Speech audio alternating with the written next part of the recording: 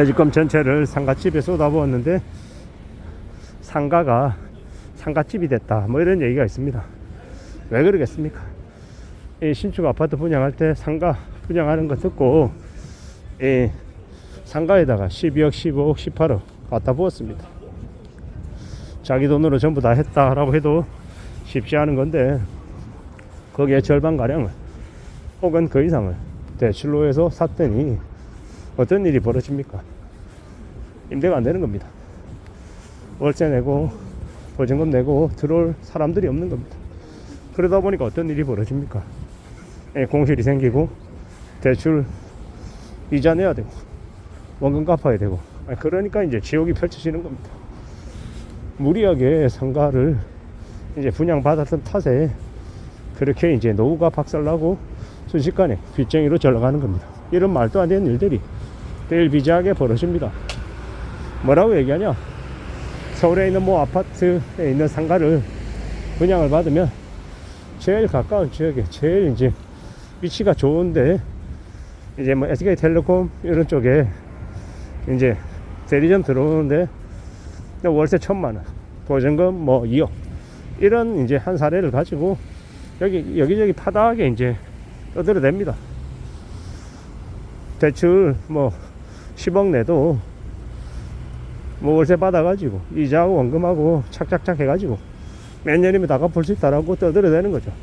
근데 그 얘기 듣고 혹해가지고 들어가면 어떤 일이 벌어집니까? 공실 안 들어오는 거예요. 그러면 이제 미치는 거죠. 이자 내야 되는데, 대출 이자 내야 되는데 비싼 월세 내줄 임차인 구해야 되는데 임차인이 안 들어오는 거예요. 그러니까 이제 망가지는 거예요. 이상하다, 왜 내가 계산한 거하고 다르게 움직여지지, 뭐 이러다 보니까 순식간에 몰라가는 겁니다. 세상 살아가는 게 내 생각대로 안 됐을 때, 일이 터져졌을 때 어떻게 할 건지에 대한 플랜 B가 필요한데, 그런 거 고려하지 않고 그냥 딱 자기가 생각하는 대로 흘러가기만 바라고 모든 것도 다 세팅해 놨는데 생각대로 안 흘러가니까 이제 뒤집어지는 겁니다. 보통 신축 아파트의 상가들이 활성화되는데 얼마 걸린다고 합니까? 통상적으로 한 10년 얘기합니다. 왜 10년 얘기할까요? 그 10년이라고 하는 기간 동안에 원래 최초에 분양받았던 이들이 다 경매 처분 당하고 다 망가지고 다 튕겨나면 최초에 분양가 15억, 20억에 분양받았던 사람들 다 뺏기고, 나중에 이제 경매 나와서 한 3억, 4억, 5억 이 정도 금액에 새로이 낙찰을 받는 사람들이 이제 자기가 직접 들어가서 장사를 하는 거예요. 자기가 직접 들어가서 월세 내는 대신 그냥 이자 낸다 생각하고, 그리고 이제 편의점 직접 하는 사람, 빵집 직접 하는 사람, 그런 사람들은 월세에 올라갈 부담 없고 자기 상가니까 오래오래 일할 수 있으니 그걸 기반으로 해가지고 그리고 이제 가는 거예요. 그리고 이제 매출 더 나오고 자리 잡고 이러면 또 그 이외에도 이제 재계약해야 되는 그런 부담 없이 좀 이어서 할 수 있으니까 그냥 그러고 살아가는 거예요. 그런 모습들이 대체로 상가를 오래오래 해서 자리매김하는 사례인 거지.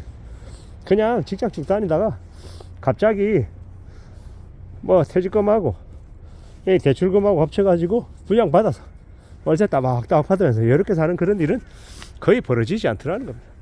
그런 얘기하는 놈들이 도대체 어떤 놈들입니까? 사기꾼들입니다. 대체로 그런 일은 잘 안 일어나거든요. 그게 현실인데 너무 쉽게 너무 만만하게 생각한 이들이 상가 분양받았다가 와르르 무너지는 겁니다. 그게 인생입니다. 살아가는 삶이 내 생각대로 흘러가지 않는다라는 거, 그걸 인정할 줄 알고 그걸 받아들이며 사는 사람들, 그게 참 쉽지 않고 힘든 일인데 그런 것들을 잘 염두에 둘 필요가 있는 것 같습니다. 잘 고려하며 살아야 된다라는 거죠. 그렇게 마음을 먹고 차근차근 지내고 각오를 다지는 게 더 필요한 것 같습니다. 그렇게 살아가야, 그렇게 애쓰며 움직여야, 그래야 길이 열리는 것 같습니다. 잘 궁리하고 잘 따져볼 필요가 있죠. 좀 더 조심해야 됩니다. 좀 더 염려해야 되고 좀 더 살펴봐야 된다라는 겁니다. 잘 따져보고 잘 살피고 잘 움직일 필요가 있죠. 그래야 되는 것 같습니다. 천천히 움직이고 천천히 살수 천천히 따져가야 된다라는 거죠. 여러 가지 것들이 있을 텐데 그런 어떤 것이든 뭐든 간에 차근차근 갖춰 나가는 것만큼 필요한 게 없다라는 겁니다. 좀 더 염려하고 좀 더 대비하고 좀 더 조심할 필요가 있다는 거죠.